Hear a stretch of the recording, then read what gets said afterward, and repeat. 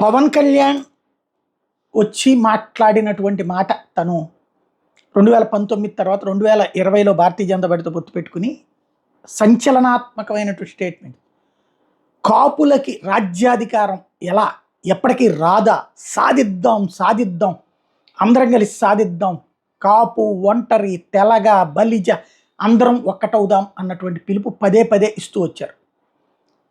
తర్వాత కొన్ని రోజులు పోయాక ప్రభుత్వ వ్యతిరేక ఓటు చీలనివ్వను కాబట్టి మన కాపులందరూ పెద్దన్న పాత్ర పోషించండి, మనం తెలుగుదేశంతో కలిసి వెళ్దామన్నారు. ఫైనల్గా వచ్చేటప్పటికి సీట్లకి లెక్క వస్తుంది కదా కాపులకి. ఇప్పుడు కాపులకి సంబంధించి సీట్లు ఇప్పటికీ అయిపోయింది దాదాపుగా. ఇంకొక 3 జనసేన మాత్రమే అనౌన్స్ చేయాల్సి ఉంది.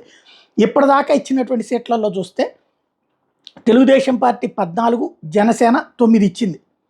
31 మంది టోటల్గా వాళ్ళకి సంబంధించి. అదే సందర్భంలో 23 మందికి ఇచ్చింది. 14 తెలుగుదేశం ఇచ్చింది, జనసేన 9 మందికి ఇచ్చింది. బీజేపీ ఒక్క కాపుకు కూడా ఇవ్వలేదు. కాబట్టి ఇద్దరికి కలిపితే 23 సీట్లు ఇచ్చినట్టు తెలుగుదేశం పార్టీ.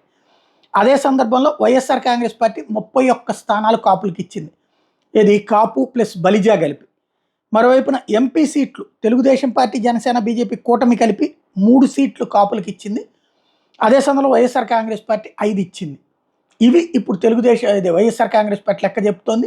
ఏమైనా తేడాలు ఉంటే తెలుగుదేశం పార్టీ దాని మీద చెప్పొచ్చు, అంతకంటే ఎక్కువ ఉంటే లేదా జనసేన కానీ వాళ్ళు స్పష్టం చేయొచ్చు. చూద్దాం ఏం జరుగుతుందో.